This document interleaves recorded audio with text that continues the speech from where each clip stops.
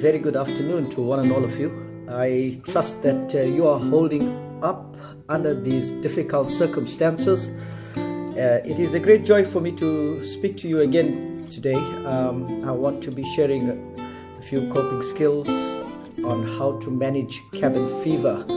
And I think the reality of cabin fever is starting to set in all around the world. And especially for those that are living in very small quarters, for those that suffer with certain psychological disorders, it can be extremely difficult. I have to say that not everybody will experience the same symptoms. However, it is important for us to recognize these symptoms in order to effectively deal with them.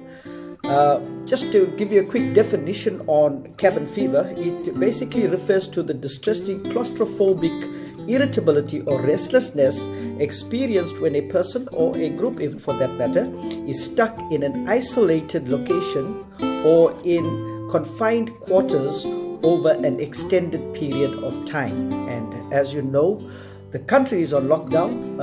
Basically half of the world, or three-quarters of the world, is on lockdown at this present stage. And it is important for us to try to bring some relief for our people. We are united in our fight against COVID-19. I must say this again, that the human spirit is a very resilient and tenacious spirit, and we have that ability to overcome. Our forefathers have overcome quite a lot of disastrous events in their lives, and we will do so also. And I want you to know that our generation will be known as a generation of conquerors, and we will beat this. But just to get back to what I want to talk about this afternoon in regard to cabin fever, I want you to take note of some of the symptoms that are associated with cabin fever. Another term for cabin fever is stir crazy, S-T-I-R, crazy. And stir, initially was used to define or to explain prison. So another word for prison would be stir. And so stir crazy, prison crazy. And you're probably feeling like a prisoner right now in your own home, but I want to give you some tips as to how to be free. And I think it was Bob Marley that said that emancipate yourself from mental slavery. None but ourselves can free our minds. Don't let your mind fall. Guard your mind with all diligence, as the Bible would say. So I want to then give you some of the symptoms that are associated with cabin fever. I trust that you have a pen and a page, and you can write this down so that you can recognize it in yourself and also your family members. And I will give you the appropriate advice as to how to deal with it. Firstly, the first signs would be restlessness. You will start to recognize that the person becomes very restless, and because of this restlessness, there's an inability to get quality sleep as well. And because your inability to get quality sleep, it aggravates the restlessness and irritability as well. And so restlessness is one of the first signs. You'll find that the person cannot sit down and concentrate on any one thing. So restlessness is a sign that you must keep an eye out for.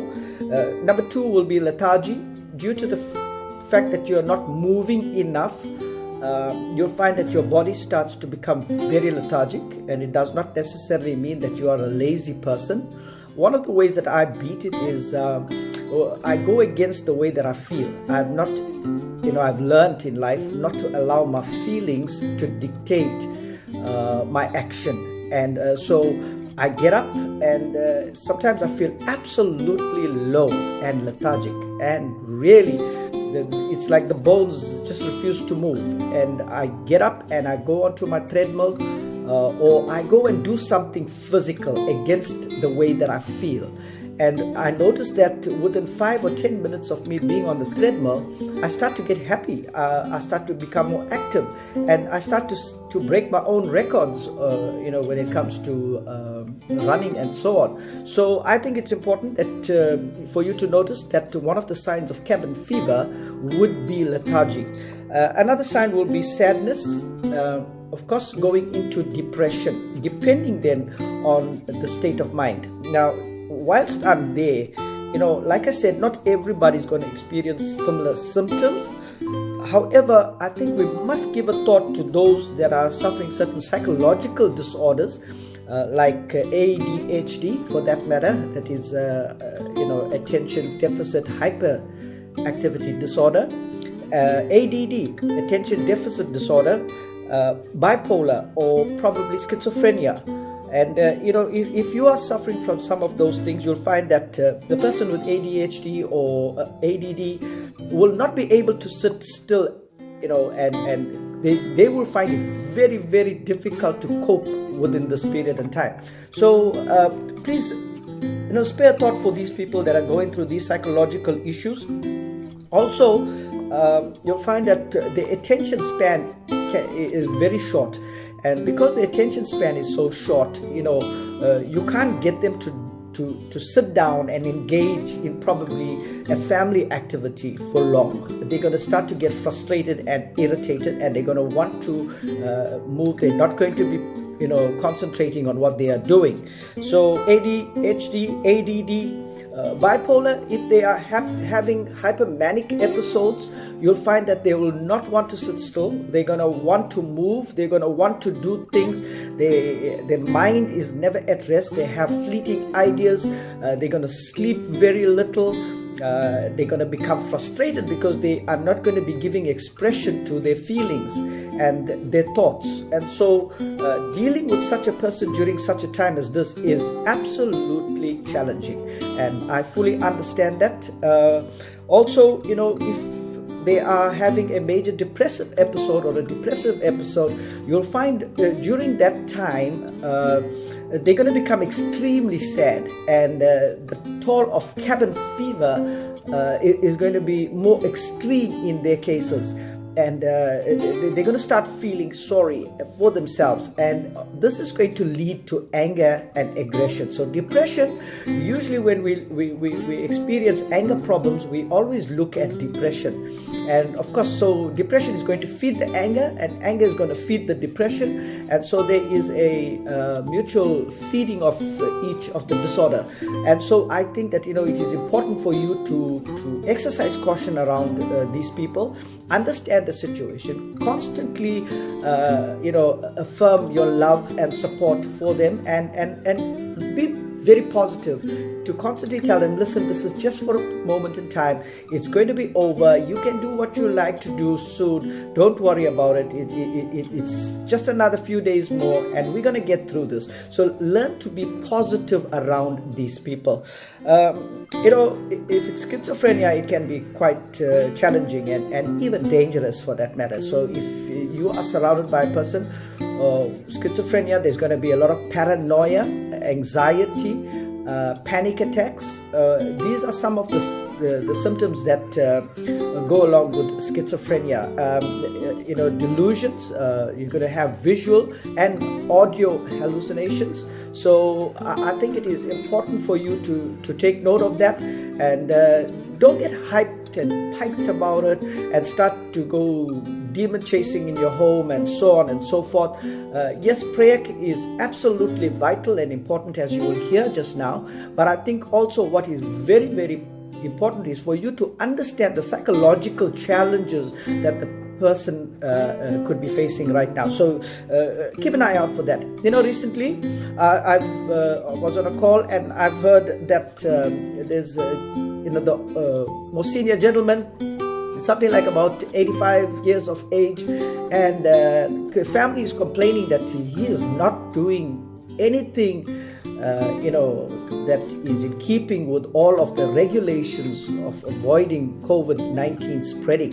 So I asked, well, what is doing? Well, it's quite gruesome to kind of like explain on the program, but I can tell you, they're living within their own sphere of thinking, and it's difficult to control a person. If you have such a person in your home, it is very difficult to cope. So let me just quickly give you some solution in regard to the psychological challenges that some of them are facing right now. If you have people in your home that are ADHD, ADD, bipolar, schizophrenia, or even just senile for that matter, I think you need to talk to your doctor. You need to talk to your medical practitioner. I think what is important here is that you need to get proper advice as to how to treat them. In this case, I would advise that medication could be the answer to calming them down, so they might need that. But you know what, don't go self-medicating, don't go and get stuff off the counter. I must suggest that you speak to a medical professional, a doctor, a medical doctor. Speak to them. We have lots of us doctors out there, but not everybody is equipped to deal with that field. So I think that it is important for you to go and speak to your medical doctor in regard to them and what can be. If you have access to a psychiatrist, that can help.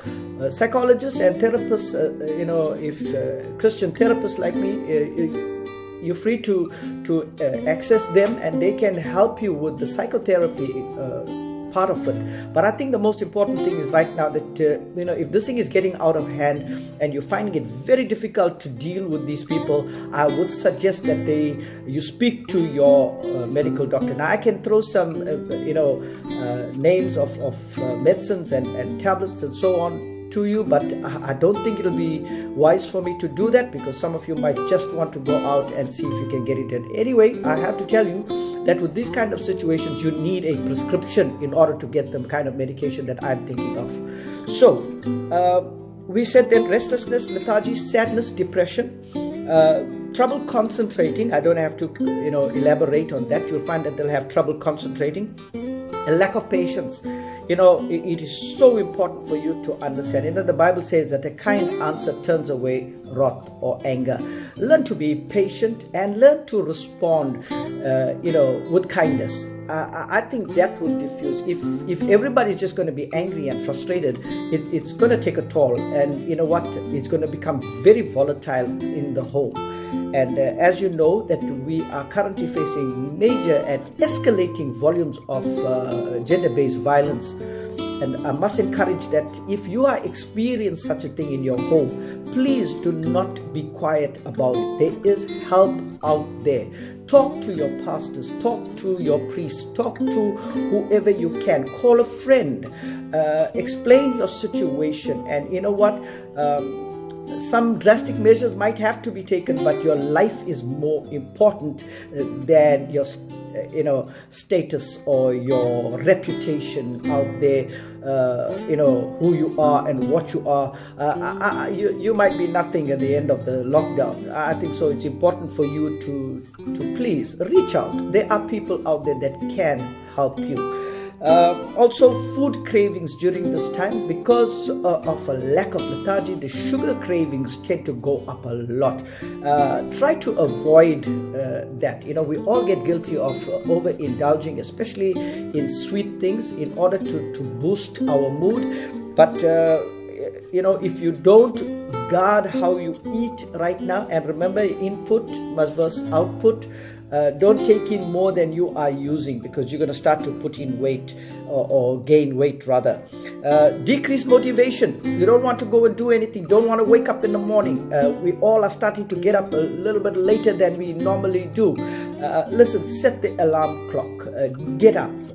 I've heard pastors this morning in the forum, they were speaking about prayer, getting up in the morning and praying and reaching out to God. I think that's an important thing. Difficulty waking, as I said, yes, many find it difficult now to wake because you're not getting proper sleep.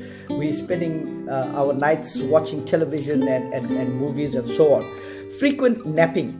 I must advise that you must try to avoid your bed if you can. Some people just have one room, and I really sympathize with that. But if you can, as far as possible, don't go onto your bed too regularly. Let that be your place where you retreat for sleep. If you're constantly on your bed, your body becomes tired and restless. It's not going to associate sleep with the bed. So you're going to be on your phone, you're going to be reading, you're going to be doing all sorts of things on your bed. So I must encourage, try to delegate certain areas of your home for certain functions. Like if you have an office, work from office. If you can set up a little table in a corner and let that be your office and work from there for a few hours, and then retreat to your lounge for an hour of reprieve. And then when you do get to bed, you will feel a lot more better to sleep.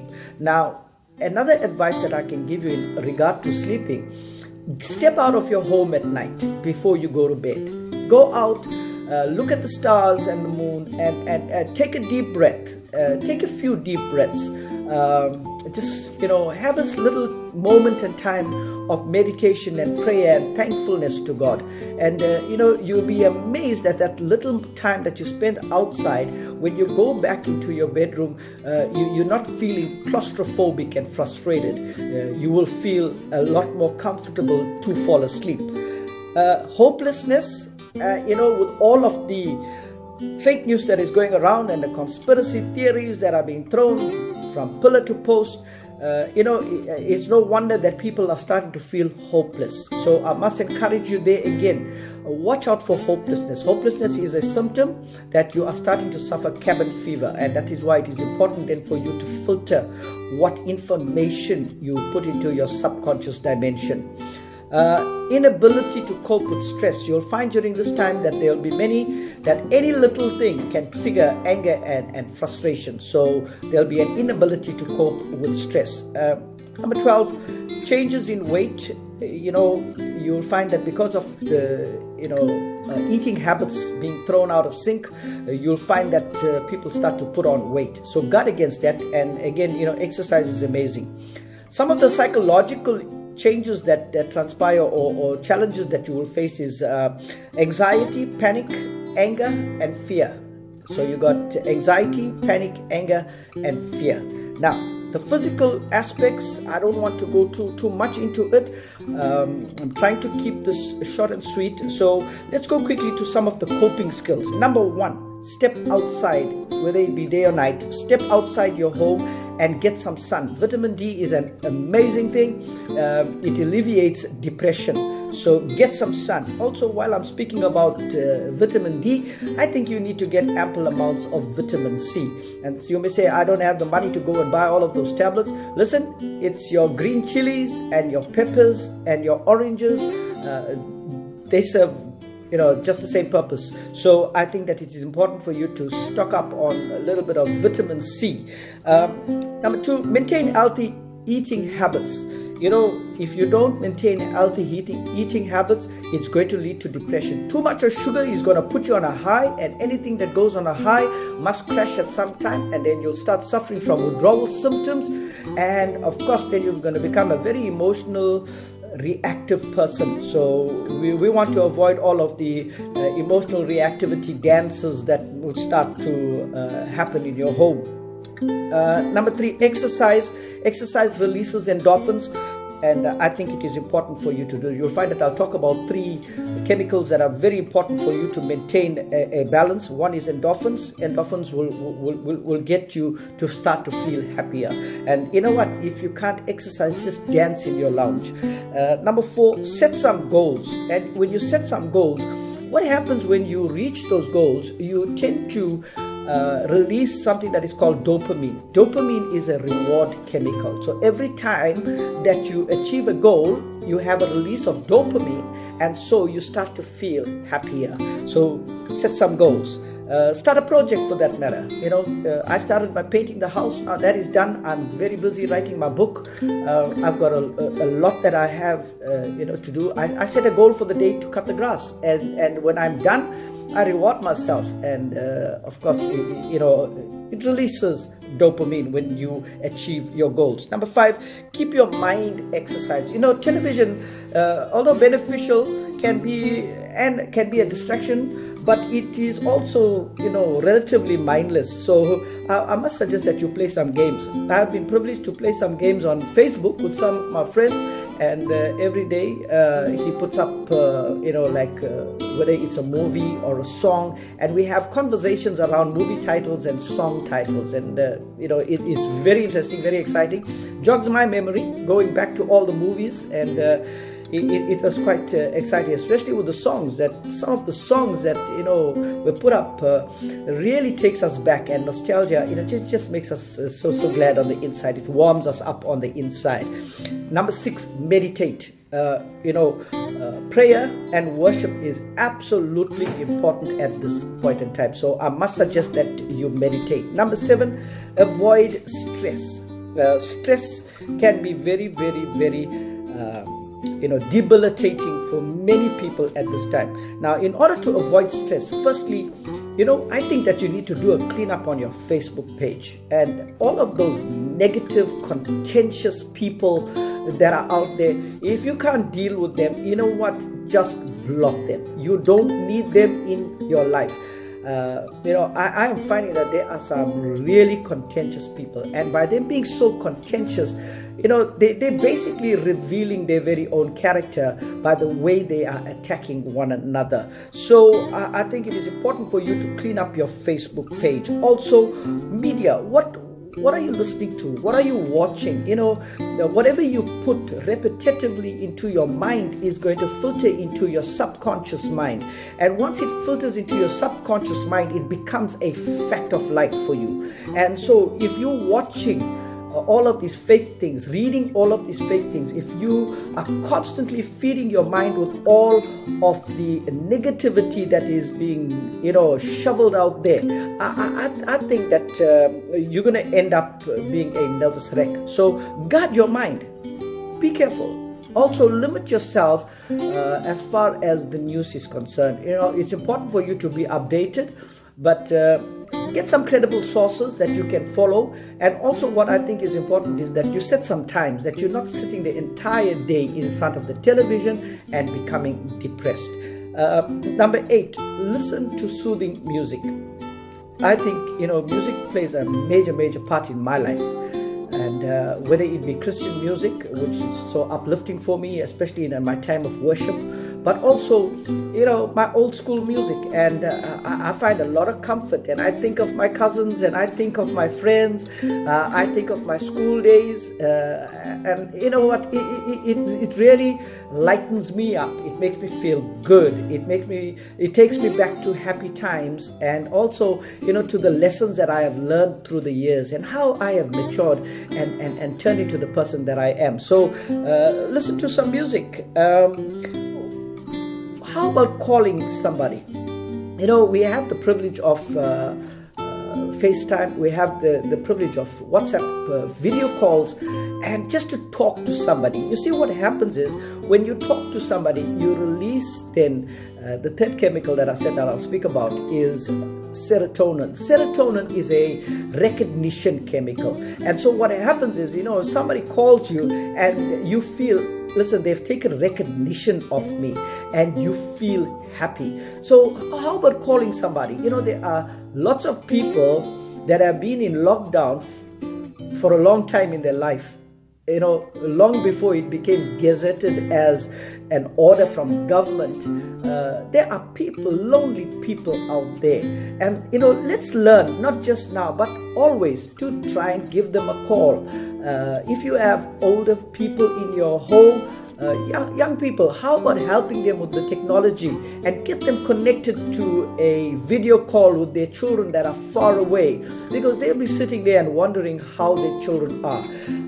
So call somebody and release some serotonin. Number 10, remind yourself that this is temporary.